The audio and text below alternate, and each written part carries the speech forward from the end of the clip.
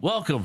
Sorry for technical difficulties to WyoToday Sports Live here on 101.7 KDNO. It's Cody, Baylor, and myself, Kevin, as Cody is on vacation, has laryngitis, has, a million different reasons. He's on vacation, so good for him. He's well-deserved. So, as I start off saying before we realized we had some technical issues, it is a slow week here, Baylor. Spring break. We have it on good authority for Max Mills next year. He's like, I hope the parents won't kill me. They do have soccer spring break, and they don't take fully it off. I know at least the Lady Wolverines went down to I forget the name of the MLS team in Colorado and Denver. Rapids. Colorado Rapids. That's right. They went down to a little camp they did last weekend, I do believe it was. It was 3 days, and if you're the Riverton Lady Wolverines, or for that matter, the Lander Valley Lady Tigers, you almost don't want the break. Both of them sitting at 3-0. Both boys teams sitting at 2-1. So good starts all the way around. We did have some shakeups in the rankings because it did look like that this coming Thursday was going to be a battle of Riverton versus number one in both girls and boys. Well, Jackson has fallen. Kelly Walsh jumped up from 2-1 on the girls' side. Riverton on the girls' side is number 2 in the state. So they're going to face number 3 Jackson. Laramie and Sheridan round out the top 5. On the boys' side, Jackson is still number 1, and Riverton will welcome them. And that'll be really a matchup to me that tells us how far Riverton boys have come under Coach Becker. He's built himself a nice, solid team. It's pretty good. Is it really good, or is it potentially great? We'll kind of get at least a little bit of an idea. We won't know fully, because state will matter more than anything else and regional. But we'll get an idea where they are. Yeah, seems like Riverton's offense, both for the boys and girls, is outstanding this year. And the toughest thing when you're playing an opponent as good as Jackson, even though the girls' team has fallen in the rankings a little bit, but they're still excellent. I mean, they're top 5. Probably should be maybe still number 1. But the toughest thing with those games is just playing good disciplined soccer, and a lot of that comes, unfortunately, on the defensive side, which seems like early in the season they're not totally clicking yet on that side. So it's going to be, like you said, a very telling matchup if they can kind of figure some things out. I would guess coming off the spring break might be a little tough as well. You would think potentially it could be. The Riverton girls' defense has gotten substantially better. First game, new goalie replacing Ayana Mejarado. Oddly enough, I was more worried about replacing Cammie Paskett offensively. I like the style they've gone to. I like it better than they had when they had superstar Cammie Paskett, as far as it's almost by committee. Lots of girls capable of scoring. We've seen the emergence of the younger Saltzgaber, Hallie, come into play. She's coming off the bench right now, has a goal off a penalty kick. But early on, it was like watching basketball because it was Carson Vosica stealing the show, leading the team in goals. And now right there with her is someone you'd expect, Celia Mejarado. Both of them having a hat trick, one in Carson in the first game against Rock Springs, Celia against Evanston, and against Evanston clean sheeted them, shutout victory. The boys, the only game they've lost has been the only game that wasn't at home, and Green River kind of handled them a bit, but it's been the emergence, and not so much. I mean, Saltzgaber, best move they ever made was last year when they really focused him more on midfield and going through him instead of going to him. And the emergence of what is now a sophomore class. They got a lot of playing time last year off the bench as freshmen. Now they're 4, 5, 6 of them are starting. So Becker has started to build himself a program. This team, of course, you are always going to miss a guy like Hunter when he graduates because of what he's capable of doing. But they are in good hands. Some of these guys who are going to be junior, and then the emergence of Drake Hughes, the freshman, it's a team that's set up to be good for a while, even though they're losing some starters in Blake Gantmine, Hunter Saltzgaber, et cetera, to graduation. Well, it's good that he's getting those underclassmen playing time at the varsity level. There's nothing like varsity sports, and the only way really to prepare yourself is to play in it. So that's, it's good to hear that he's got some sophomores and freshmen that are stepping up. So we would have liked to have had Austin or Jerry here, but Jerry Muchmore, the voices of Lander Soccer, but they're working on deadline and stuff like that right now. But Lander Valley, both girls and boys are at number 3 in the state. That's where they've been. That's where I expect they'll be. I mean, it's a good soccer year, especially considering we don't have a huge sample size compared to other sports for the county. All 4 teams off to winning records, looking good. And we'll see how that pans out as we head towards May. And in the infinite wisdom of people putting regionals in towns, they've decided in mid to late May, we're going to Jackson because, in early to late spring, there's no easier time to find a block of rooms for teams and media than Jackson, because no one ever visits there when the weather's nice. Right. So I have a feeling it's going to be a lot of what it was like when basketball was in Star Valley. Star Valley more so because of hotel rooms and the lack of a lot of them. Teams staying in Alpine at that little truck stop type thing. I've always called it the mini Little America because it's kind of like that. It's truck stop / hotel. It's got some food option. And of course, not sports related, but the big news is Little America. Yeah. It's tragic. Yeah, the one off I-80 is basically becoming an RV park. Yeah. Tearing down the hotel. I get it; it's old, but it saved our bacon of some sports broadcasters stuck in the winter a couple times since I've been here. So we're not going to get back. South Pass just closed. We're down here wherever we're at, Evanston or whatnot. Where are we going to stay? Oh, Little America's always got rooms. So, of course, today the big thing we get to talk about is the WyoToday's Fremont the WyoToday All County team. And, of course, that was in the weekend paper. One slight error. We're getting that fixed. We fixed it on the e-edition. We fixed it. We posted on Facebook about it. We're getting it changed. And that is Coach of the Year, Drew Powell. We had a picture of Stu Mullins and put Drew Powell's name under Boys Coach of the Year. He's Girls Coach of the Year of Lander Valley, of course, state runner-up Lander Valley. Drew Powell doing a great job there for the Lady Tigers. Yeah, no, that's a fantastic season. Lady Tigers played very well. I think it was their best finish ever as a program, I believe, if I remember hearing that right. I think so, too. And, I mean, yeah, that's just very deserving of the honor. Apologies about the mistake. Yeah, I've got the sports section out here just because I want to make sure we get everybody. Of course, Coach of the Year on the boys' side, Taylor Dick from Shoshone, as they made their way into state in what I do believe is his third year. Made it into state, had to overcome a gruesome injury for Andrew Garcia, their starting point guard, but really did well getting there and getting to that point and doing well with it.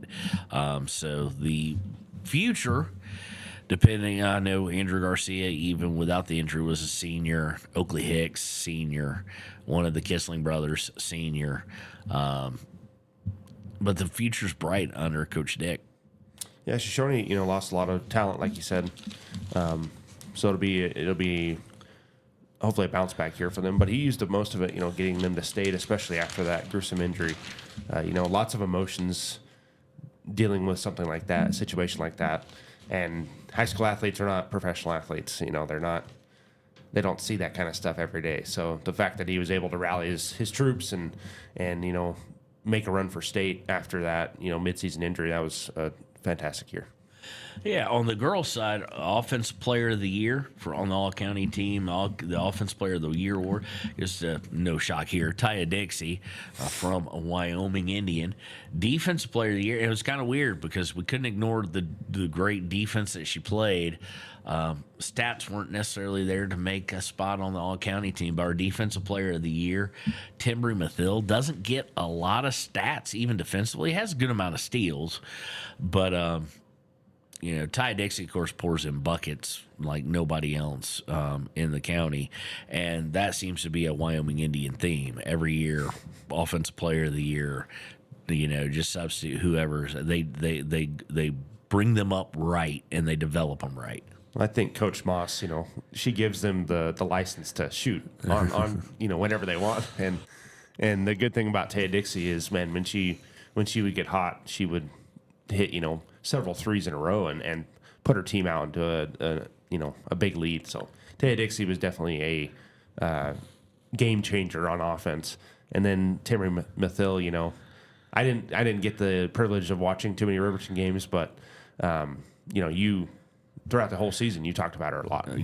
Just the difference that she makes in that full court press and everything like that. So Timbri was the tip of the spear in their kind of 1-3-1 look. As far as the pressure goes, sometimes full court, always picking up at basically right at coming over half court. Usually a 3/4 court press though, and she was always the one to tip of the spear. Now she wouldn't be the one to catch the steal, so the steal would get credit usually to Carson Vosika or Talon Leesburg, but Timbri Mathill defensively just great, and it's going to be a big miss, of course. Lady Wolverines graduating. 5 total, 4 that were playing at the end of the season due to the injury to Tatum Tyra. The only significant playing time they returned is Taryn Weber and Carson Vosika. So we'll see. And, of course, brand new coach going to be hired. So our player of the year on the girls' side from the Lander Valley Lady Tigers, Daisy Goklish. You kind of expect that. You expect the best offensive player or the best overall player from the team that made it to the state championship game to probably be your player of the year, and that is indeed the case with Daisy Goklish. Yeah, I agree. Obviously, you need a fantastic player to make a run like that. It is a team sport, but still having that one player you can rely on makes all the difference, so very deserving. All right. Well, and of course, on the other side of things, on the boys' side, we'll skip offensive for a second because he won 2, so we'll get back to him. Defensive Player of the Year, Cordell Spoonhunter from Wyoming Indian. Actually, we'll go ahead and say it. Offensive Player and the Player of the Year, Hyanito Monroe Black from Wyoming Indian. Really, not a lot of shock there. The only difference is, of course, the WyoToday all-county team is all-county. It's not our all-broadcast area. So for those of y'all, because the Ranger really is not, Thermopolis has the record. So for those of y'all listening to 101.7 going, hey, wait a second, Cody Bombage, I hear you. You're state champions. I absolutely hear you. But this is our all-county team in the Ranger. So that's what we're talking about today. Of course, these guys, hey, be happy, Thermopolis Foods. Y'all have one up on them because as much as they won those postseason, I'm sure they'd rather have a state title. Oh, for sure, yeah. But Hyanito Monroe Black, kind of the same way as what I'd said about Taya Dixie. Like, he just led the team. He would get hot, and then they always knew they could pass it to him, and he'd make a bucket from anywhere. He just is an incredible player. Unfortunately, graduating, but it appears that he might have some college prospects here in the state of Wyoming, which is pretty exciting. And it's amazing. And I'm going to circle back to a sport that's going on right now in relation to that. I need Monroe Black is going to play at the next level. But when you look at Lander Valley Track and her going to Big Ten and her going to Wisconsin, the difference is huge. I mean, if you ever want to look at, Hyanito Monroe Black may be one of the best basketball players we've seen in quite some time here. Mm-hmm. And nothing to take away from him, but we've got someone going to Wisconsin for shot put.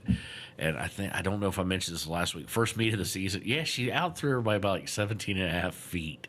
Oh, wow. I mean, it wasn't even close. That's the difference, though. That's the difference in going to a Power 4 school, and just kudos to her. Kind of off subject, but kudos to Wisconsin for finding her too. So That's a big find in Wyoming. Yeah. yeah, it's they say they'll find you anywhere. There's your proof, because previously, really, our Power 4 recruits came from Lander Valley Boys swimming. Yep. You got some old Pac-12. Oh, I can hear Cody going off about the traders and going to the new Pac, but the old Pac-12, which is primarily ACC and Big 12 now, and a little bit and Big 10, but where Arizona State, some of the places these swimmers went, there's a big difference between those and the smaller D1 schools, and nothing wrong with it. It's just, or nothing different. It's just unique for Fremont County to have a Power 4 recruit. Yeah, no, that's definitely special. I think in such a competitive sport that is basketball, being able to play at the next level is pretty cool. Oh yeah, as well. I mean, awesome. yeah, nothing against that, and I kind of am hopeful. If he signs with Eastern Wyoming, or I think Casper College maybe was looking at him as well, that maybe that'll end up with his last 2 years of eligibility at the University of Wyoming. We've seen that before, so that would definitely be exciting to see as a UW But fan. will they have the NIL money for him? Right. But no, that's awesome accomplishment, and it's so much. It's probably the most competitive sport to get those college offers. So congratulations to him and some of the others who are getting looks from maybe some lower end D1 and D2, D3, whatever it is, because it's at least here in the States, it's the most available sport for everybody. Every school, even if they don't necessarily have it, you can. They've got a gym. You need a ball. I mean, it's the worldwide version of soccer, if you will, and why the world is so good at it. Even some of the quote unquote third world countries, is because it's so readily available. And basketball's like that here. So you got a ton of kids playing it. And every single one of them, no matter where they are on the bench in junior high or whatnot, thinks, well, hey, I'm a freshman coming next year. It's going to change. I'm going to go play college. And they all think they're going to go play at Duke. I don't know why they'd want to go play at Duke after what happened. I say that because if you were on X, I guess now, formerly known as Twitter, there were people who were going, oh, if you didn't have Duke, Michigan, Illinois, and Arizona. People were talking about, they were previewing the matchups at the beginning of the second half. Right. And that all came crashing down. I'll give them credit, or they forgot to go delete the post. But there was a lot of, the old adage, this aged well. Yeah. So we're going to go through the team real quick. I'll give a few stats here. Jump in where you can. I do believe this is a first. I'm not sure. I didn't get a chance to go back and look. We're going to start with the girls team. And the first, I think, is Hayden Hereford from Fort Washakie. Averaged 10.5 points, 1.4 assists, and 1.5 steals per game. Led the team in 3-point field goal percentage. I think, I'm not 100% sure, that is a first all-county bid by Fort Washakie in, I do believe, their third year of varsity on the girls' side. Yeah, I don't remember hearing about them last year or the year before, so I think you're right. Up next, Morning Sky Little Shield from Wind River, a freshman. She averaged 12.9 points per game, 3.2 rebounds, and 2.8 steals. To put that in perspective, she averaged over a third of their points. Was a rough year for them, but when you can build around an all-county player who's a freshman, well, there you go. Yep. That'll be a bright spot to build off of going forward. Next up, Natalie Gilbertson, Shoshone Lady Blue. Again, continuing with the theme of underclassmen. Sophomore, 12.7 points per game, 5.9 rebounds per game. One of the higher-end rebounders on the team.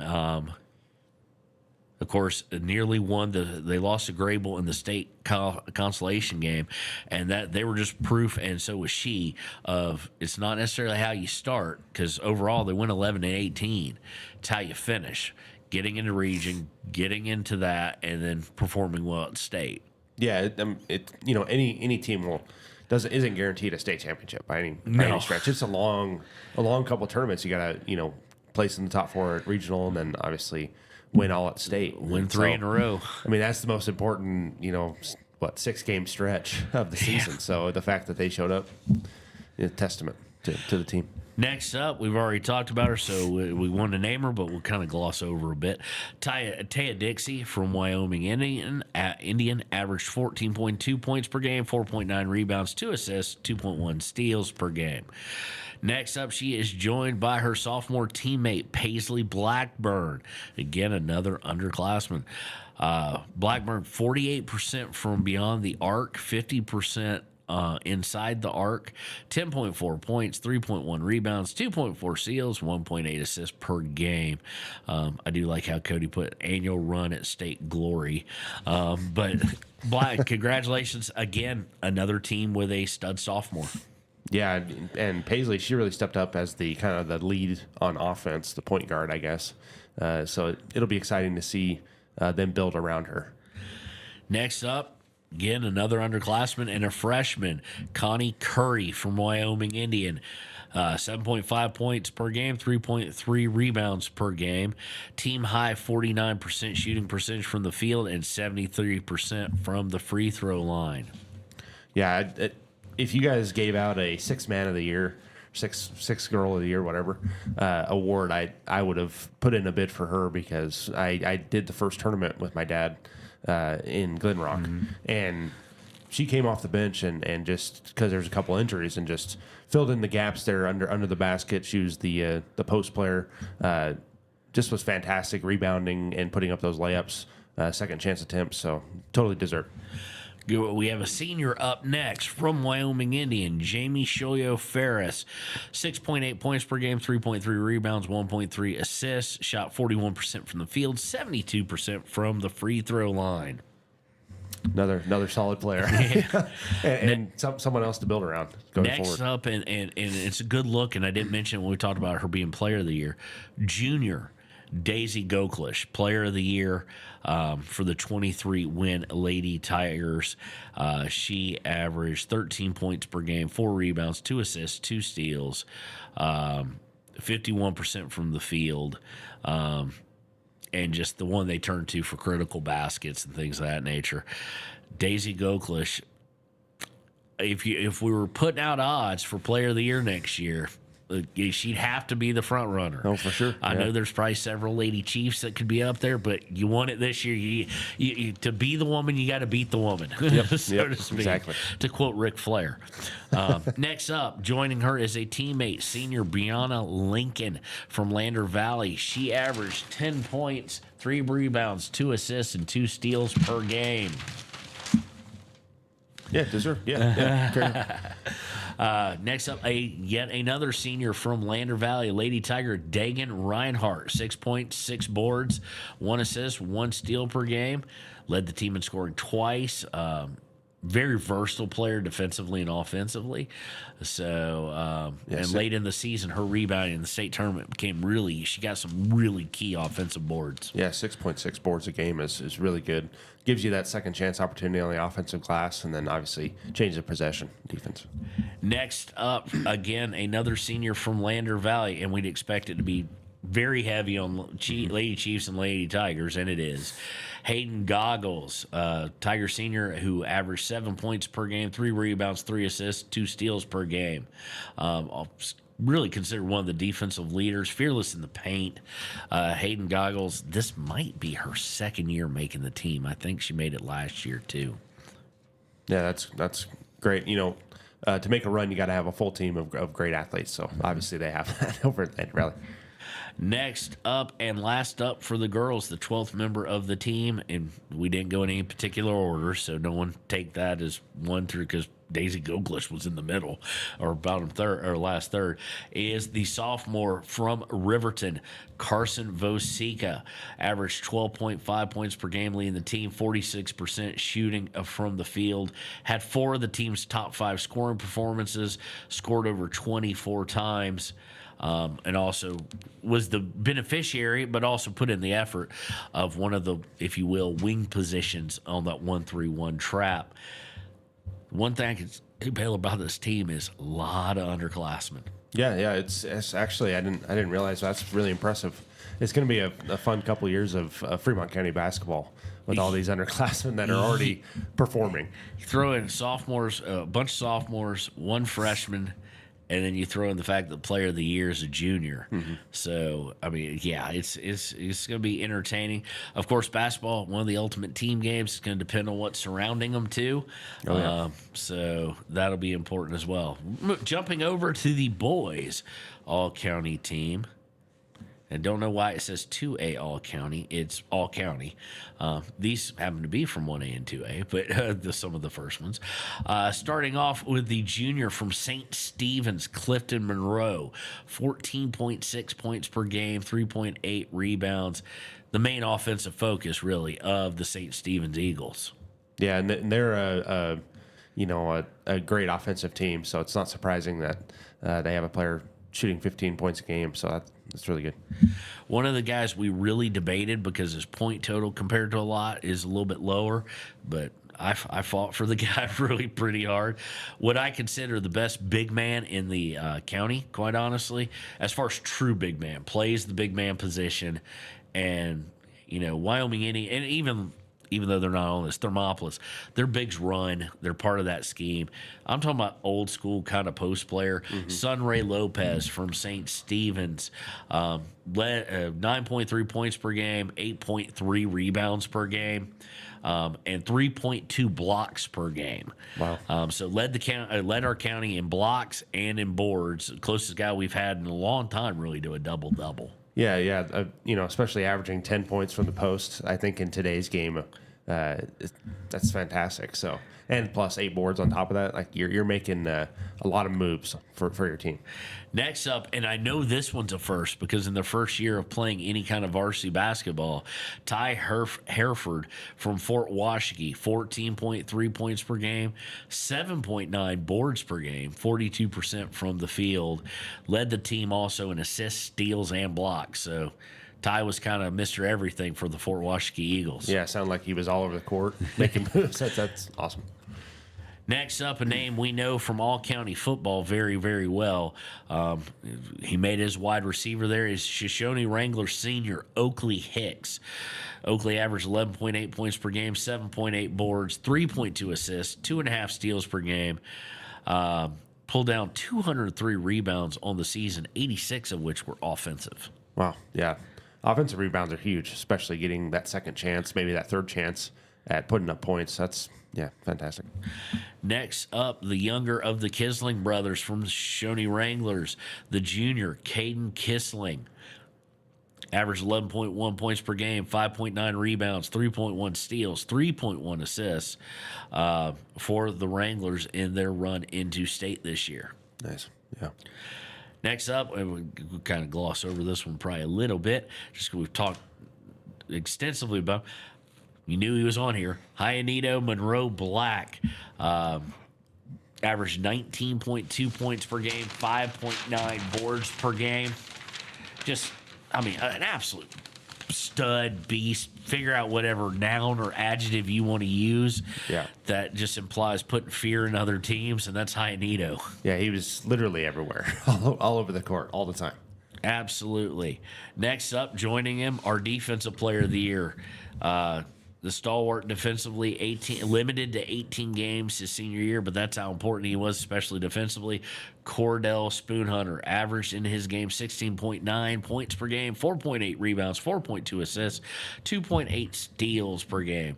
And kind of an old school shooter as far as still loves the mid-range and excellent from it, and that's why he shot 55% from the field. Yeah, he was a great change of pace there on offense, and then defensively just absolutely smothered the offender. So, fantastic player, well-deserved.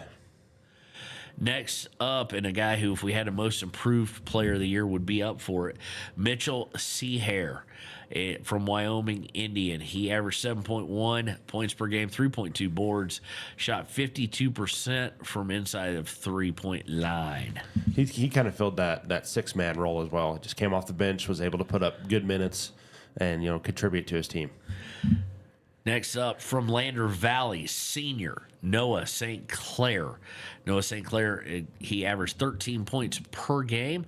He was the highest scorer in 11 of the Tigers games. He had 5 rebounds, 1 assist, 1 steal per game, 54% from the field, 32% from 3. Great overall player. About the only weakness he had was 40% from the free throw line. I would have left that sentence out, maybe. He was Lander Valley's post player, extremely aggressive, and scored most of his points in the paint. So another kind of old school post player. Yeah, and you like to see that in today's game, for sure.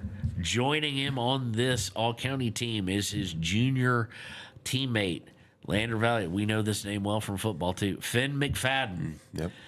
Finn McFadden averaged 11 points, 3 boards, 4 assists, and 1 steal per game. 51% shooter from the field, 33% roughly from 3-point. That is Finn McFadden. We knew Finn was a great athlete from the football season, so it makes sense that it translates over to basketball. Next up, joining him from Lander Valley, a teammate, senior Darian Hereford. As Ernie put it, he lived up to their moniker, a true tiger, a predator on defense. Yet the shortest player on the floor usually. So credit to him on that. 7 points, 3 rebounds, a steal per game, an assist per game. Huge amount of hustle, really energetic, really pushed the team, especially defensively, which, any coach you talk to, defense really, you have some basic skills, but really isn't about skill or talent. It's about effort and attitude. And Darian showed that throughout the year. Oh, yeah, you can't sleep on the smaller guys on defense, especially when they're like that annoying bug that's always in your ear, buzzing, chirping, whatever. So, yeah. And last up on the all-county team is Eric Smith, senior from Riverton. 11.5 points per game to lead the team. Shot 51% from the field. 2.7 assists per game. 2 steals per game. And that is Eric Smith. Of course, he's the brother of Malachi Smith, who made the team last year. Right. Yeah. Kind of a tough run there. A couple injuries for Riverton, so Eric had to step up, and I think he did. He did so. Well, and Eric led the team all year in scoring. He was one of those injuries. He tweaked his ankle, then tweaked it again. Missed the final game of the season, but came back for regionals. It's a weird year. And also, we're not going to end it on a bad note because we'll congratulate them again. But it was a year of really bad injuries too this year. Of course, Andrew Garcia still, somewhat still recovering, snapping his leg in 2 places. But I know for Riverton had 2 season enders. One on the girls, Tatum Tyra, tore her ACL. I'm not sure what else, but that's the second one. She tore it in the opposite leg this time. So rough way to end your senior year. Same for Andrew Garcia, senior. That makes it even worse to me, is they had their career or season end so just abruptly. River White Plume, another senior, boys from Riverton, tore his PCL and was out for the season.